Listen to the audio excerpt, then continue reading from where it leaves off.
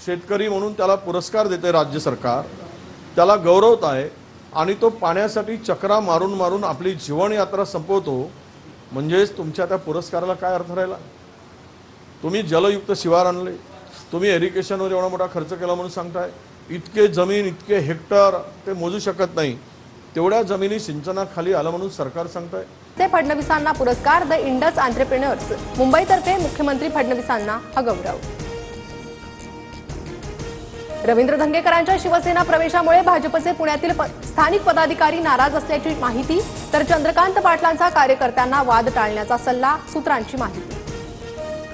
महामार्गांच्या ठेकेदारांकडून सरकारने कोट्यवधी उकळले, कोट्यवधी रुपये आमदार खासदार खरेदीसाठी वापरले असतील, संजय राऊतांचा आरोप। 9,32,000 कोटींचं राज्यावर कर्ज, राऊतांचा दावा। शिक्षा माफीसाठी अबू सालेम हायकोर्टात, राज्य सरकारला प्रतिज्ञापत्र सादर करण्याचे आदेश, मुंबई बॉम्बस्फोट खटल्यात दोषी। ट्रेन हायजॅक घटनेचा भारतीय माध्यमांनी अपप्रचार केल्याचा पाकिस्तानी मंत्र्यांचा आरोप, तर हा पाकिस्तानचा अंतर्गत विषय, भारताला त्यात खेचू नये, संजय राऊतांचं उत्तर।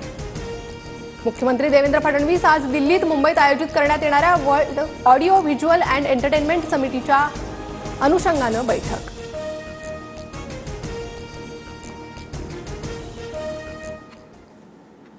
नमस्कार, मी प्रणिता बोरसे, आपण पाहत आहात TV9 मराठी। बुलेटिनच्या सुरुवातीला बातमी बुलढाण्यातून। बुलढाणा पुरस्कार विजेत्या शेतकऱ्यानं मृत्यूला कवटाळलाय। खडकपूर्णा जलाशयातून शेतीसाठी पाणी मिळत नसल्यानं शेतकरी कैलास नागरे यांनी आत्महत्या केली आहे। बुलढाण्याच्या देऊळगाव राजा तालुक्यातील शिवनी आरमाळ येथील ही धक्कादायक घटना घडली। 3 पानांची सुसाईड नोट लिहित शेतकरी कैलास नांगरे यांनी आत्महत्या केली आहे। युवा शेतकरी कैलास नांगरे यांना राज्य शासनाचा युवा पुरस्कार मिळाला होता, तर कैलास नागरे यांच्या आत्महत्येच्या घटनेमुळे परिसरात तणावाचं वातावरण निर्माण झालंय। या संदर्भात अधिक अपडेट आपण घेणार आहोत आमचे प्रतिनिधी गणेश सोळंकी यांच्याकडून। गणेश, नक्कीच प्रणिता, ही धक्कादायक आणि हृदयदायक घटना आहे। देऊळगाव तालुक्यातील कैलास नागरे हा युवा शेतकऱ्याने आज सकाळी विषारी औषध प्राशन करून आत्महत्या केल्याचं समोर आलंय। त्यांनी आत्महत्या करण्यापूर्वी 4 पानाची सुसाईड नोट लिहिली आहे।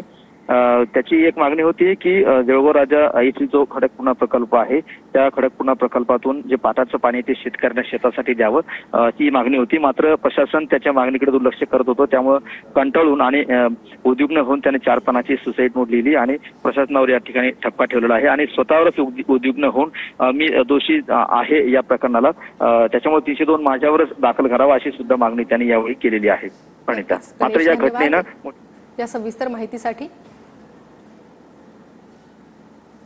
केलेली आत्महत्या ही सगळ्याच्या मनाला चटका लावून जाणारी आहे। एक शेतकरी जो त्याचं कुटुंब उभं करण्याचा प्रयत्न करतो, आदर्श शेतकरी म्हणून तो गणला जातो, त्याला पुरस्कार प्राप्त होतो, परंतु निसर्गाच्या कोपामुळं किंवा पाणी न मिळाल्यामुळं त्याला आत्महत्या करावं लागते, हे दुर्दैव आहे। या सगळ्या प्रश्नाची उत्तरं निसर्गावर जरी आपण अवलंबून असलो तरी शासनाला द्यावी लागतात, म्हणून सरकार नेहमीच प्रयत्नशील राहिलेलं आहे। तर बीडमधील मारहाणीचा आणखी एक व्हिडिओ समोर आलाय। जमिनीच्या वादातून 40 ते 50 गुंडांकडून बेदम मारहाण करण्यात आली आहे। एका पुरुषासह महिला आणि लहान मुलांना बेदम मारहाण केली आहे। बीडमधील मौजे कुमशीमधील काल ही घटना घडली आहे।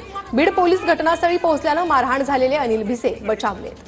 दरम्यान मारहाणीची दृश्य आपण पाहतोय। 40 ते 50 गुंडांकडून जमिनीच्या वादातून ही मारहाण करण्यात आलेली आहे। एका पुरुषासह महिला आणि लहान मुलांना देखील मारहाण झाली आणि हा मारहाणीचा व्हिडिओ समोर आला। बातमी सतीश उर्फ खोक्या भोसले संदर्भात। बीड पोलिसांनी सतीश उर्फ खोक्या भोसलेचा ताबा घेतलाय। प्रयागराजच्या एअरपोर्ट पोलीस ठाण्यातून बीड पोलिसांनी खोक्याचा ताबा घेतलाय। दरम्यान सतीश उर्फ खोक्या भोसलेला थोड्याच वेळात प्रयागराज न्यायालयात हजर केलं जाणार आहे आणि त्यावर थोड्याच वेळात सुनावणी सुरू होणार आहे। सतीश उर्फ खोक्या भोसलेला बीड पोलिसांनी ताब्यात घेतलं। बीडवरून गेलेल्या पोलीस पथकाने खोक्याला प्रयागराजच्या एअरपोर्ट पोलिसांकडून ताब्यात घेतलं। सतीश उर्फ खोक्या भोसलेला आज प्रयागराज न्यायालयासमोर हजर केलं जाणार। न्यायालयात हजर करून ट्रान्झिट रिमांडची मागणी केली जाणार। ट्रान्झिट रिमांड घेऊन खोक्या भोसलेला बीडला आणलं जाणार। बीडमधील शिरूर 2700 शेतकरी राज्यामध्ये आत्महत्या करतात, हे राज्याला भूषणावं आहे का? आणि ज्या शेतकऱ्यांचा सन्मान तुम्ही करताय, तरुण शेतकरी म्हणून त्याला पुरस्कार देते राज्य सरकार, त्याला गौरवत आहे आणि तो पाण्यासाठी चक्रा मारून मारून आपली जीवनयात्रा संपवतो, म्हणजेच तुमच्या त्या पुरस्काराला काय अर्थ राहिला? तुम्ही जलयुक्त शिवार आणले, तुम्ही इरिगेशनवर एवढा मोठा खर्च केला म्हणून सांगताय, इतके जमीन इतके हेक्टर ते मोजू शकत नाही, तेवढ्या जमिनी सिंचनाखाली आलं म्हणून सरकार सांगताय, मंत्री सांगतात, उपमुख्यमंत्री सांगतात, मंत्री सांगतात. मग जर एक पुरस्कार प्राप्त शेतकरी, तरुण शेतकरी, त्याला पाणी का दिलं नाही, त्याची मागणी का पूर्ण केली नाही, त्याने किती हेलपाटा माराव्यात? म्हणजेच याचा अर्थ स्पष्ट आहे की या सरकारला शेतकऱ्याप्रती काही देणं घेणं नाही. शेतकऱ्याच्या धानाला भाव नाही, सोयाबीनला भाव नाही, कुठलं कापसाला दर नाही, तिकडे कांदा शेतकरी रडतो आहे. म्हणजे चाललं काय राज्यात? एकूणच असं वाटतं की हे सरकार शेतकऱ्याप्रती निर्दयी सरकार आहे. या सरकारला शेतकऱ्याप्रती अजिबात दयामाया नाही आणि म्हणून आमचा थेट आरोप आहे की तुम्ही शेतकऱ्यांना या सगळ्या परिस्थितीतून सावरण्यात अपयशी ठरलात. विधानसभेत मुनगंटीवारांनी प्रश्न उपस्थित केला होता की शेतकऱ्यांना कर्जमाफी देण्यासाठी घाबरता का? डेअरिंग करा, कर्जमाफी द्या. मुनगंटीवारजी आमचं काम थोडं हलकं करतायत सत्तेत राहून, त्यांना शुभेच्छा आहेत आमच्या. आम्ही जे म्हणतो ते त्या सत्ताधाऱ्याकडूनही म्हणतायत. म्हणजेच आता सत्ताधारी आणि विरोधक दोघांचीही समान मागणी आहे हे आता सरकारला कळायला पाहिजे आणि सरकारनं न घाबरता शेतकऱ्यांची कर्जमाफी